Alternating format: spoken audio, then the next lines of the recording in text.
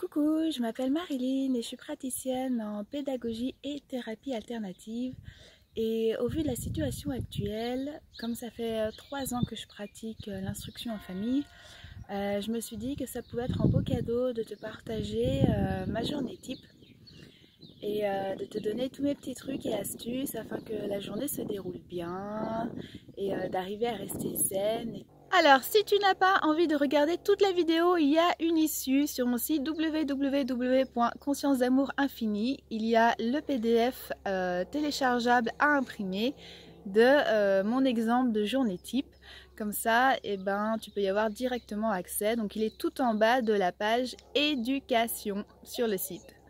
Alors, chez nous, le réveil se fait en douceur. Les enfants nous rejoignent dans le lit, me rejoignent dans le lit le matin parce que papa est déjà parti au boulot. Mes enfants ont 4 ans et 6 ans aujourd'hui. Donc mes enfants me rejoignent dans le lit et c'est là où on a un moment complicité, où on passe du temps à faire un jeu, soit tous ensemble, soit je prends un temps perso avec chacun de mes enfants. À toi. Pas gagner après, il faut toucher. Moi, pendant le temps, que... Oh! Oh, coca! Ah! Ma piquine rouge! Ensuite, comme mes enfants sont grands, ils se préparent le petit déjeuner tout seuls, ça varie selon les matins. Ils débarrassent et ils rangent la table. Ça, c'est un repas auquel moi je ne participe pas, que je ne fais pas. Donc là-dessus, ils sont en totale autonomie. Donc comme ils ont eu un temps de jeu qui est vraiment important, ensuite, ils peuvent avoir un temps d'activité scolaire. Nous, on ne fait pas d'école à la maison tant qu'il n'y a pas eu un temps ludique. Parce que sinon c'est la catastrophe. Les enfants peuvent vite s'énerver, s'exciter, alors que si on a déjà passé un temps agréable ensemble et qu'on a comblé l'émotionnel affectif, la journée se déroule tout de suite beaucoup mieux. C'est beaucoup plus serein, doux, calme, et les enfants sont plus disposés à pouvoir écouter tranquillement et puis réaliser leurs activités sereinement.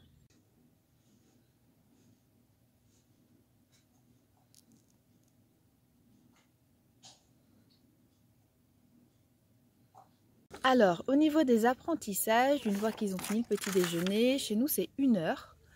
Et encore, c'est selon les jours, c'est selon s'il fait beau, s'il pleut. Mais c'est 1 heure, donc je te conseille 1 heure à 2 heures selon le projet de l'enfant et ce qu'il a envie de faire. Chez nous, ce sont les enfants qui choisissent ce qu'ils ont envie de faire. Parce qu'ils sont vraiment curieux de la vie, étant donné qu'on voyage beaucoup, donc ils adorent apprendre. Une fois que les apprentissages sont faits, c'est à peu près 1 heure à 2 heures de défoulement physique dehors, intensif, c'est-à-dire courir, faire du vélo, tout ça, vraiment le moment de grand défoulement. Donc là, ils font ce qu'ils veulent et puis soit on se promène, on fait une grande promenade, soit on va au lac, soit vraiment ils font ce qu'ils veulent dehors, ils sortent les vélos, ils courent. Et s'il pleut, c'est jeu libre dedans. Voilà, c'est eux qui choisissent. Ensuite, on prépare le repas ensemble, mais bien avant que les enfants aient faim, c'est-à-dire vers 11h15, 11h30, midi moins quart. Parce que s'ils commencent déjà à avoir faim, ça va être la catastrophe. Donc c'est important d'anticiper. Sachant que nous, à la maison, j'ai instauré le fait que les enfants préparent le jus de fruits et légumes à l'extracteur, qu'on consomme 1/4 d'heure, 1/2 heure avant le repas.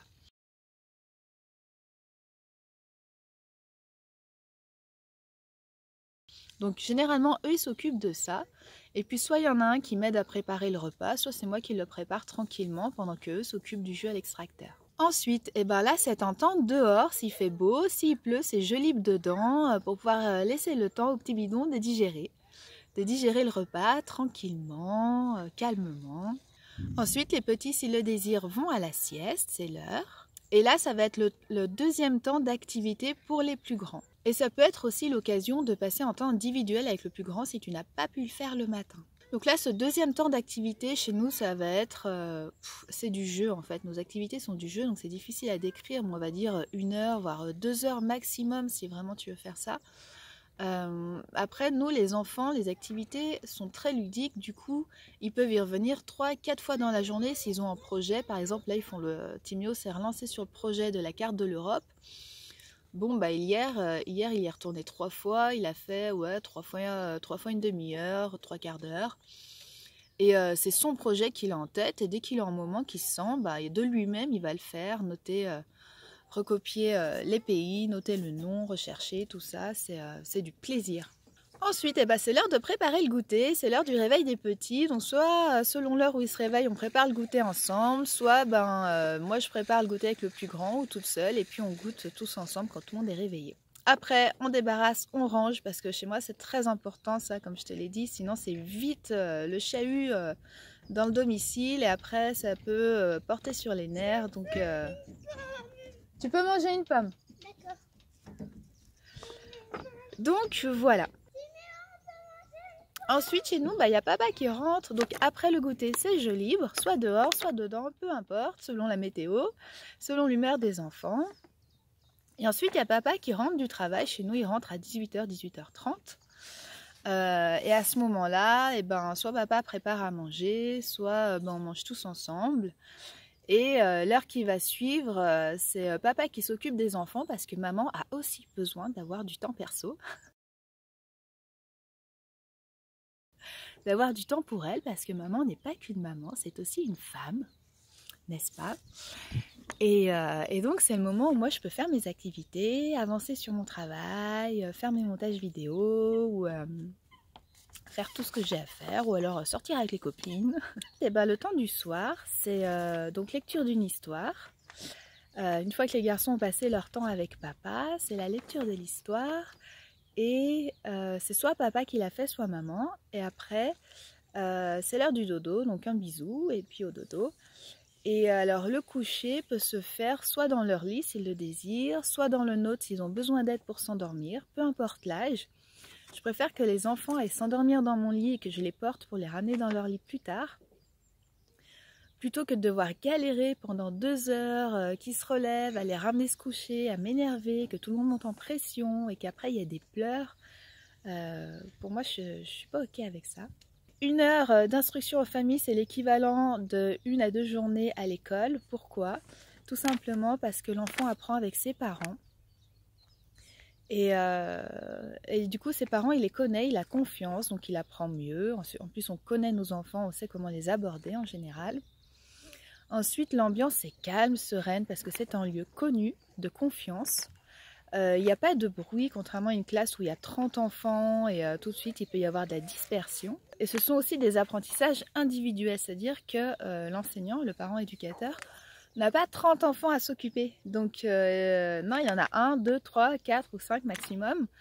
Mais du coup, dès qu'il y en a un qui fait une erreur, tout de suite, ou qui a besoin d'aide, tout de suite, on peut l'accompagner là-dedans, alors que ce n'est pas forcément le cas en classe.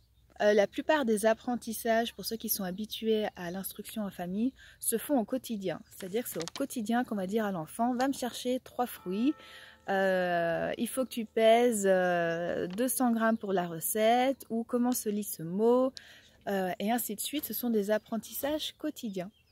Donc si on a une leçon le matin, un thème sur lequel on travaille, je vais faire de mon mieux en général pour avoir des répétitions dans la journée sur des choses de la vie courante en fait. Voilà. Donc en conclusion, si tu fais qu'1 heure de travail, ne te mets pas la pression, c'est suffisant. Tu n'as pas besoin de 7 ou 8 heures de cours pour tes enfants. Tout va bien, keep cool, passez des super moments en famille, heureux, à rigoler, à faire plein d'activités, des choses que vous n'avez jamais fait, que vous n'avez jamais osé, c'est le moment. Apprendre à se connaître, à s'émerveiller ensemble, ce sont des choses que je recommande vivement. Et j'espère que cette vidéo t'a plu et t'a aidé dans ce sens-là. Si cette vidéo t'a plu et qu'elle t'a aidé, je t'invite à liker, à partager. Vraiment mettre des petits pouces, ça donne toujours un petit peu de courage pour continuer à faire des vidéos. Et voilà, tu peux partager, t'abonner gratuitement à ma chaîne et cliquer sur la petite cloche pour recevoir gratuitement toutes les notifications. Tu peux aussi prendre rendez-vous sur mon site internet si tu as besoin d'un accompagnement à cette adresse-là. Et je te dis à tout bientôt sur une prochaine vidéo. Salut!